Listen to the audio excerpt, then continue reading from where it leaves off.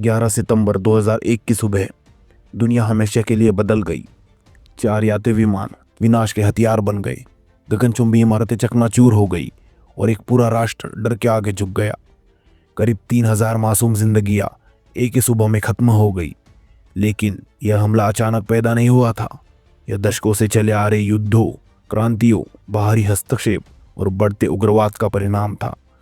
यह उस कहानी की दास्तां है कि कैसे आतंक के बीज बोए गए, कैसे वे अलकायदा बनकर पनपे और कैसे उन्होंने उस काली सुबह इतिहास को हिलाकर रख दिया। 11 सितंबर 2001 की सुबह अमेरिका ने अकल्पनीय घटना को अपनी आंखों से देखा। वह एक साफ सुबह थी जब American airlines flight 11 world trade centre के नॉर्थ टावर से जा टकराई।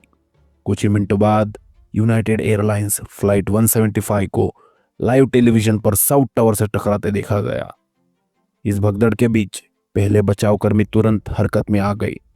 फायर फाइटर विलियम बिल आइजनगर ने याद किया, मैंने विमान को टावर से टकराते देखा और मैंने कहा, ठीक है, मुझे अब काम पर जाना होगा।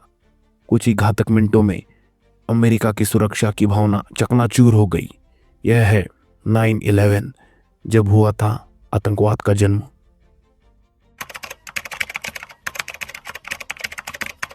9/11 अटैक को समझने के लिए हमें वापस जाना होगा 20वीं सदी के अफगानिस्तान में, जहां मोनार्क्स ने शासन किया जो मॉडर्नाइजेशन और ट्रेडिशन के बीच संतुलन बनाने के लिए संघर्ष कर रहे थे।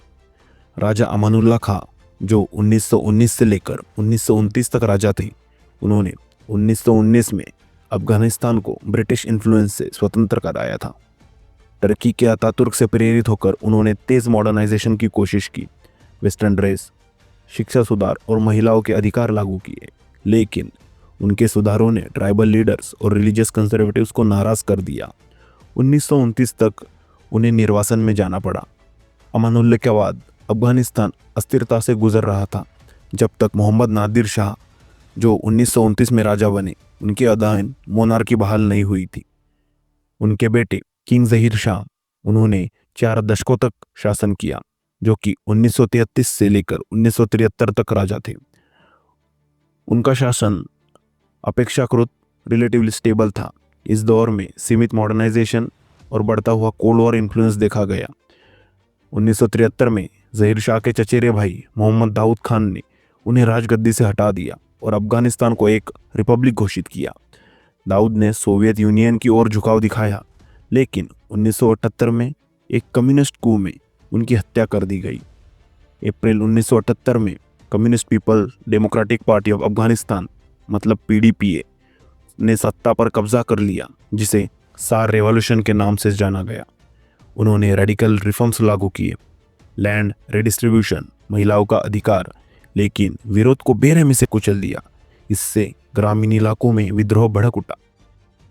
कमजोर हो रही कम्युनिस्ट रिजिम को बचाने के लिए सोवियत यूनियन ने 24 दिसंबर 1979 को अफगानिस्तान पर आक्रमण किया, जिससे एक युद्ध शुरू हुआ जो 9 साल तक चला। सोवियत को अफगान गुरिल्ला फाइटर्स, जिन्हें मुजाहिदीन कहा जाता है, उनसे कड़ी प्रतिरोध का सामना करना पड़ा। यह कोल्ड वॉर का चरम समय था। यूनाइटेड स्टेट्स ने प्रेसिडेंट जिमी कार्टर और बाद में प्रेसिडेंट रोनाल्ड रेगन के नेतृत्व में एक अवसर देखा कि USSR को उसका वियतनाम दिया जाए। CIA ने ऑपरेशन साइक्लोन शुरू किया, जो इसकी सबसे लंबी और महंगी गुप्त लड़ाइयों में से एक थी। चरम पर हर साल $600 मिलियन से अधिक मुजाहिदीन को दिए गए। उदाहरण के लिए गुलबदीन हिकमतयार की हिज़्ब इस्लामी सबसे बड़ा गुट बन गया। सोवियत वॉर 1979 में शुरू होते ही CIA ने उसकी तेजी से बढ़ते हिज़्ब इस्लामी ऑर्गेनाइजेशन को फंडिंग देना शुरू किया। वास्तव में हिकमतयार ने किसी भी अन्य मुजाहिदीन नेता से अधिक CIA फंडिंग प्राप्त की। एक और प्रमुख कमांडर अहमद शाह मसूद, जिसे लायन ऑफ पंजशीर कहा जाता था, उनकी जमीयत इस्लामी फोर्सेस ने पंजशीर वैली में सोवियत ऑफेंसिव्स को रोक के रखा। इसमें मदद की थी ब्रिटिश MI6 और US के CIA ने। US ने राइफल्स, एम्यूनिशन और खास तौर पर स्टिंगर एंटी एयरक्राफ्ट मिसाइल्स दिए, जिन्होंने सोवियत हेलीकॉप्टर्स को गिराया। उन्हें ट्रेनिंग भी दी गई। CIA ने पाकिस्तान की ISI के जरिए फाइटर्स को हथियार, प्रशिक्षण और मार्गदर्शन दिया। सऊदी अरेबिया ने US फंड्स को डॉलर फॉर डॉलर मैच किया। चाइना और UK ने भी गुप्त रूप से हथियारों का योगदान किया। लेकिन यह युद्ध एक ग्लोबल जिहाद बन गया। हजारों वॉलंटियर अरब देशों से आए जिन्हें मुसलमानों की रक्षा के लिए धार्मिक आह्वानों ने प्रेरित किया। उनमें से एक ओसामा बिन लादेन था, एक धनी सऊदी जिसने फाइटर्स को फंड किया, कैंप्स बनाए और ऐसे नेटवर्क बनाए जो बाद में अलकायदा बने। ये फाइटर्स मुख्य बल नहीं थे। सोवियत को हराने में ज्यादातर काम अफगान्स ने किया, लेकिन उन्हें ट्रेनिंग, आत्मविश्वास और कनेक्शंस मिले जिन्होंने भविष्य के टेररिज्म को आकार दिया। लगभग 10 साल के युद्ध के बाद 15,000 सोवियत सैनिकों की मौत और भारी खर्च का सामना करते हुए यूएसएसआर ने फरवरी 1989 में वापसी की। मुजाहिदीन ने एक सुपर पावर पर जीत का जश्न मनाया, लेकिन सोवियत के जाने के बाद यूएस ने भी जल्द ही अफगानिस्तान में रुचि खो दी। सोवियत विड्रॉल के बाद कम्युनिस्ट अफगान गवर्नमेंट 1992 तक टिकी रही, जब मुजाहिदीन गुटों ने काबुल पर कब्जा कर लिया, लेकिन शांति की बजाय सिविल वॉर शुरू हो गई। प्रतिद्वंदी मुजाहिदीन लीडर्स जैसे अहमद शाह मसूद और गुलबदीन हिकमतयार आपस में लड़ पड़े।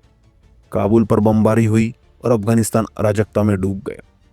लेकिन दक्षिण में एक नई ताकत उभरी, तालिबान, जिसका नेतृत्व मुल्ला उमार ने किया।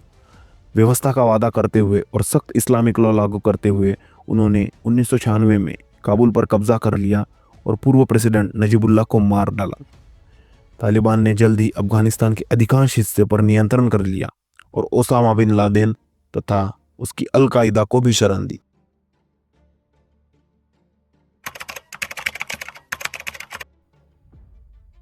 ओसामा बिन लादेन का जन्म 1957 में सऊदी अरब के रियाद में एक धनी व्यवसायी परिवार में हुआ था।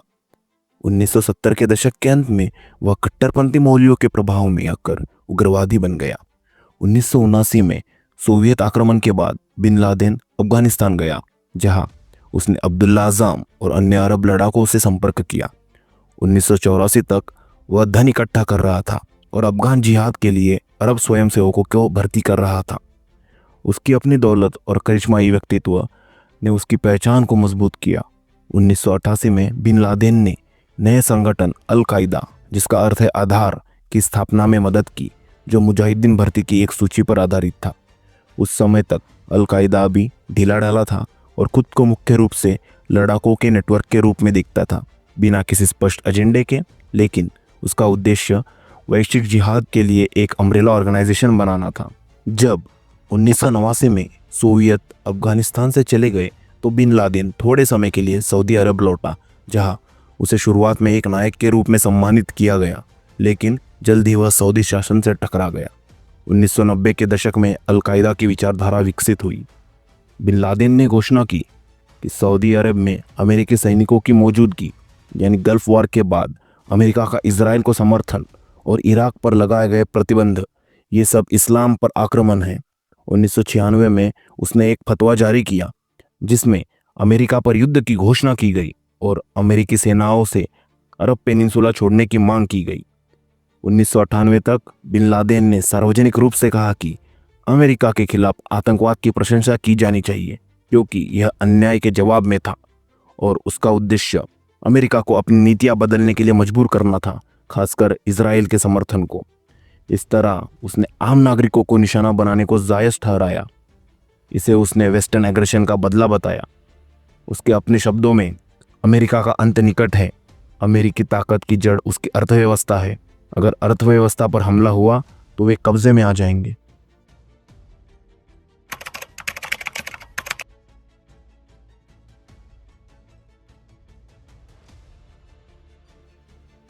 ग्यारह सितंबर 2001 की सुबह हाईजैकर कुल 19 आतंकवादियों ने हमला किया।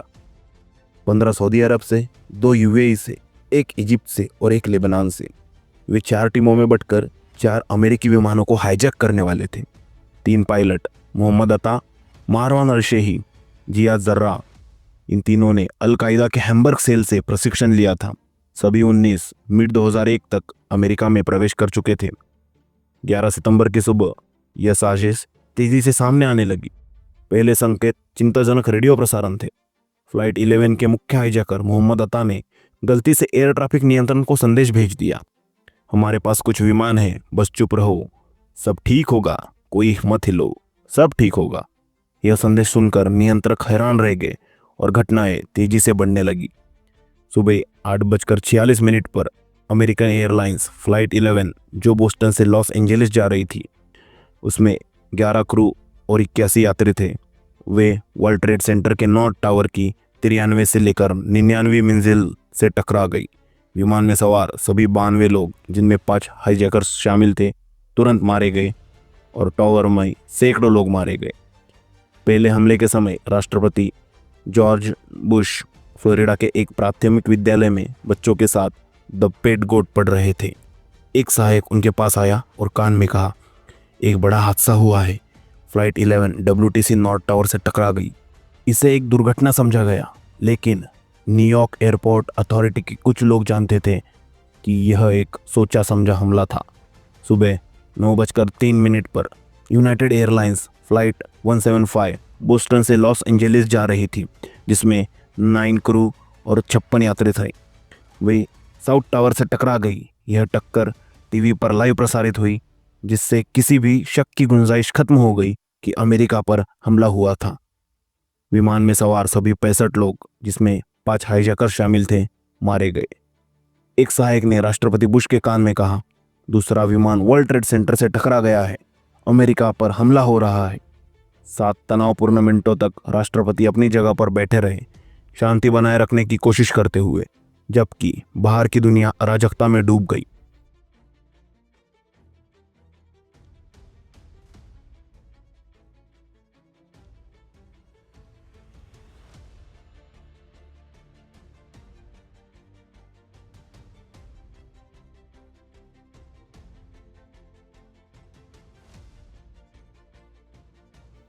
सुबह 9:37 पर अमेरिकन एयरलाइंस फ्लाइट 77 जो डलेस से लॉस एंजलिस जा रही थी, हाईजैकर्स ने विमान को पूरी गति से पेंटागन में टकरा दिया। विमान में सवार 64 लोगों में, जिसमें 5 हाईजैकर शामिल थे, कोई नहीं बचा और इमारत में 125 सैन्य और कर्मचारी मारे गए। इसके बाद ही सुबह 10:03 पर यूनाइटेड एयरलाइंस फ्लाइट 93 जो न्यूयॉर्क से सैन फ्रांसिस्को जा रही थी, यात्रियों ने फ़ोन से अन्य हमलों की जानकारी पाकर मुकाबला किया। फ्लाइट 93 पर टॉड बीमर और अन्य यात्रियों ने लेट्स रोल कहते हुए कॉकपिट पर धावा बोल दिया और विमान को व्हाइट हाउस या कैपिटल से टकराने से रोक दिया। विमान में सवार सभी 44 लोग, जिनमें 4 हाईजैकर शामिल थे, पेनिसिल्वेनिया के शैंक्सविल के पास एक खेत में हुए क्रैश में मारे गए। इसके बाद ही सुबह 10:28 पर नॉर्थ टावर गिर गया। कुल मिलाकर वर्ल्ड ट्रेड सेंटर परिसर में 2700 से अधिक लोग मारे गए। हमले में 2977 लोग मारे गए। प्रथम प्रतिक्रिया देने वाले को भारी क्षति हुई। 343 न्यूयॉर्क फायर फाइटर और 72 पुलिस अधिकारी भी मारे गए। कम से कम $10 बिलियन की प्रॉपर्टी और इंफ्रास्ट्रक्चर नष्ट हो गया। यह एक हमला इतिहास की सबसे घातक आतंकी घटना बना रहा।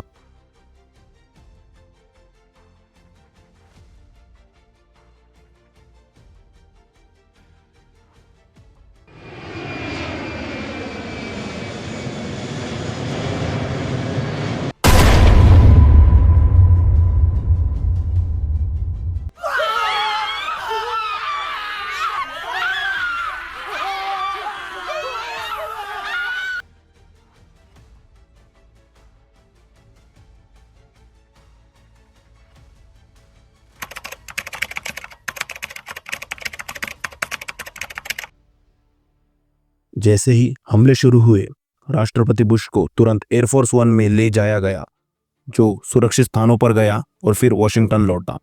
उस रात उन्होंने राष्ट्र को संबोधित करते हुए कहा, हम उन आतंकवादियों के बीच कोई भेदभाव नहीं करेंगे जिन्होंने ये कृत्य किए और जो उन्हें शरण देते हैं। कुछ ही दिनों में अमेरिका ने अफगानिस्तान के तालिबान से ओसामा बिन लादेन को सौंपने की मांग की।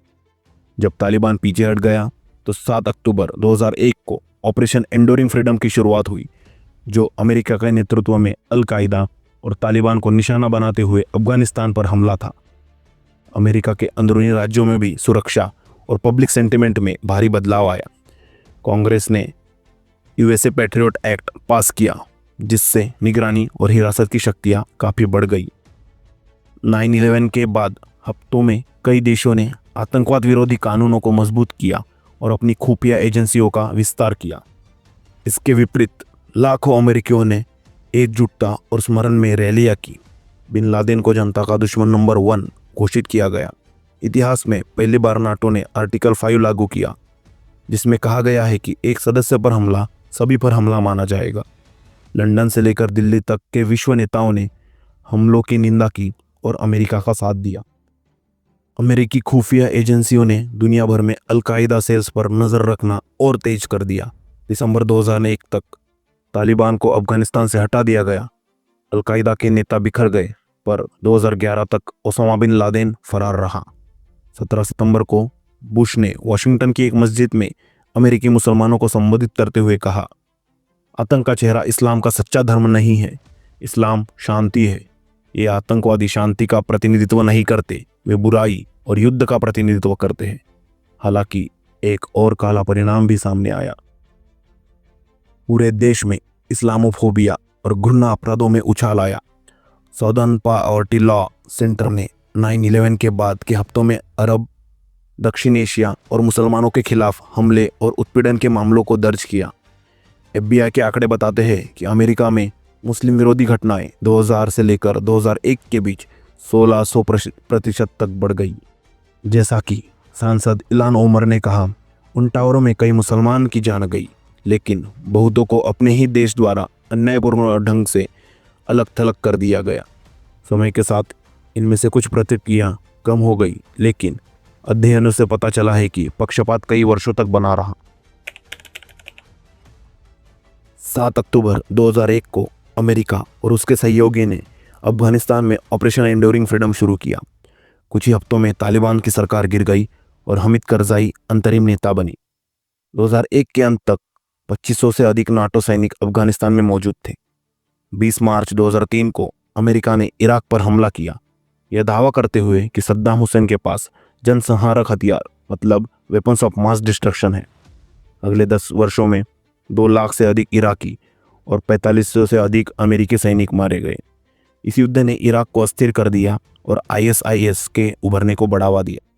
अफगानिस्तान को जरूरी युद्ध बताते हुए 2009 में बराक ओबामा ने 30,000 और सैनिक भेजे, जिससे अमेरिकी सैनिकों की कुल संख्या 1 लाख से अधिक हो गई। नागरिकों की मौत तेजी से बढ़ने लगी। हर साल 3,000 से अधिक अफगान मारे जाने लगे। लगभग 1 दशक तक छिपे रहने के बाद ओसामा बिन लादेन पाकिस्तान के एबटाबाद में मिला, जहां वह एक सैन्य अकादमी से 1 मील से ही कम दूरी पर रह रहा था। अमेरिकी नेवी सील्स ने उसके ठिकाने पर हमला किया और 2 मई 2011 को बिन लादेन को मार दिया गया। उसका शव समुद्र में दफनाया गया। 2014 में नाटो ने कॉम्बैट मिशन समाप्त किया। तब तक 3500 गठबंधन सैनिक मारे जा चुके थे, जिनमें 2300 अमेरिकी शामिल थे। 2001 से लेकर 2014 के बीच अफगान नागरिकों की मौतों की संख्या 21,000 से अधिक थी। 2020 में दोहा समझौते में अमेरिका और तालिबान ने एक शांति समझौते पर हस्ताक्षर किए। अमेरिका ने मई 2021 तक सभी सैनिक वापस बुलाने पर सहमति जताई। बदले में तालिबान ने आतंकवाद रोकने का वादा किया। 2021 में अमेरिका की वापसी चालू हुई। राष्ट्रपति जो बाइडेन ने अगस्त 2021 में वापसी पूरी की। 15 अगस्त को तालिबान बिना किसी प्रतिरोध के काबुल में प्रवेश कर गया। 26 अगस्त को काबुल हवाई अड्डे पर हुए आत्मघाती विस्फोट में इवैक्यूएशन के दौरान 170 अफगान और 13 अमेरिकी सैनिक मारे गए। इसलिए 30 अगस्त 2021 को आखिरी अमेरिकी सैनिक अफगानिस्तान छोड़ गया। कुल मिलाकर आतंकवाद के खिलाफ युद्ध ने अमेरिका को $8 ट्रिलियन से अधिक का नुकसान पहुंचाया और दुनिया भर में लगभग 9 लाख जिंदगियां ली, जिनमें सैनिक, उग्रवादी और नागरिक शामिल थे। –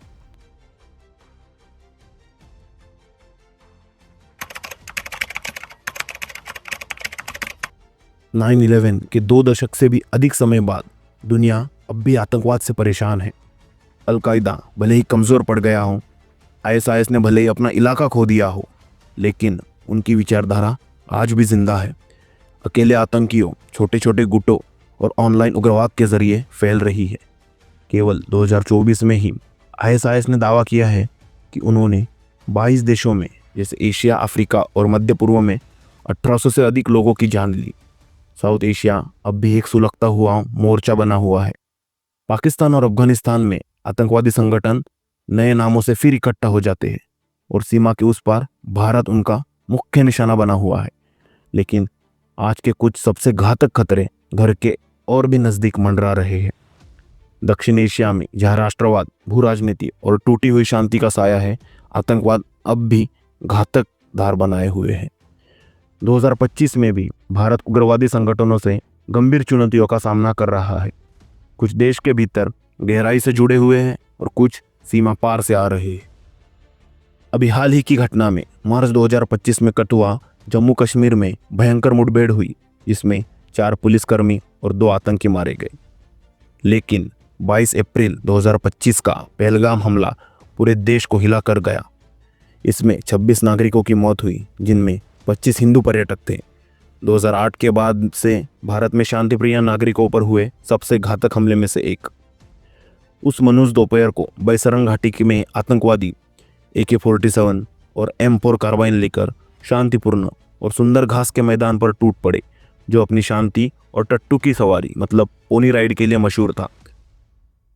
उन्होंने धर्म के आधार पर पर्यटकों को निशाना बनाया, पीड़ितों से इस्लामी कलिमा पढ़ने या खतना दिखाने को कहा और फिर गोलीबारी शुरू कर दी। मारे गए लोगों में 25 पर्यटक और एक स्थानीय मुस्लिम टट्टू चालक था, जिसने बहादुरी से विरोध किया था। यह सिर्फ एक हमला नहीं था, जो योजनाबद्ध पर्यटन को आतंक में और उम्मीद को डरावने सपने में बदलने के लिए TRF यानी द रेजिस्टेंस फ्रंट, जो पाकिस्तान आधारित लश्कर-ए-तैयबा का एक हिस्सा है, उसने पहले हमले की जिम्मेदारी ली, फिर मुकर गया। लेकिन सबूत बताते हैं कि इसका लश्कर-ए-तैयबा से गहरा रिश्ता है और यह उसका प्रॉक्सी आतंक ढांचा है। रिपोर्टों में लश्कर-ए-तैयबा के उप प्रमुख सैफुल्लाह कसूरी को मास्टरमाइंड बताया गया है। हमले ने पाकिस्तान की मंशा को उजागर किया कि वह घाटी की नाजुक शांति को बिगाड़ना चाहता है और धारा 370 हटाए जाने के बाद की सामान्य स्थिति को रोकना चाहता है।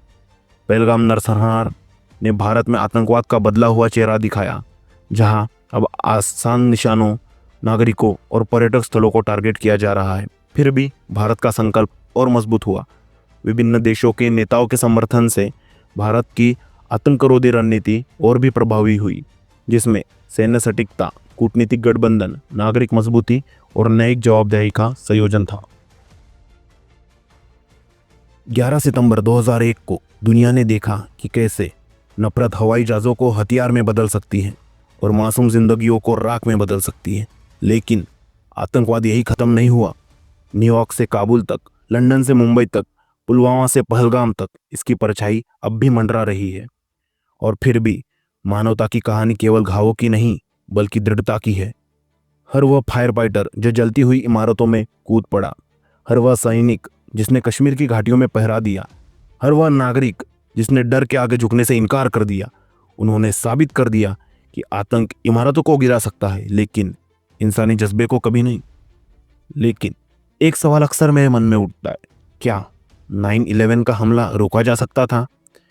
एक रिपोर्ट की माने तो अगर खुफिया एजेंसी जैसे FBI और CIA की नाकामी और लापरवाही न होती तो शायद यह संभव था। पर हमें सतर्कता चाहिए और विभाजन की जगह विश्व एकता चाहिए। ये केवल अतीत के सबक नहीं है, ये हमारे भविष्य का ब्लूप्रिंट है। आज देशों को राजनीति से ऊपर उठकर एक साथ काम करना होगा। तकनीक का इस्तेमाल केवल युद्ध छेड़ने के लिए नहीं, बल्कि खतरे को पहले ही पहचानने के लिए होना चाहिए। समाजों को सशक्त किया जाना चाहिए ताकि युवाओं के मन को प्रोपेगेंडा से जहर ना मिले, क्योंकि आतंकवाद पनपता है चुप्पी पर, अज्ञान पर और नफरत पर, और इसका एकमात्र सच्चा इलाज है ज्ञान, जागरूकता और एकता। तो आइए याद करें उन 3000 जिंदगियों को जो उस सुबह न्यूयॉर्क में खो गई, याद करें उन नागरिकों को जो पहलगाम में मारे गए, और आगे बढ़ाए न कि 9/11 का डर, बल्कि वह जिम्मेदारी जो उसने हमें सौंपी। एक जिम्मेदारी यह सुनिश्चित करने की कि हमारे ऊपर का आसमान आज़ादी का प्रतीक बना रहे, डर का नहीं, और आने वाली पीढ़ी एक ऐसी दुनिया पाए जहां हवाई जहाज केवल सपने लेकर उड़े, मौत नहीं।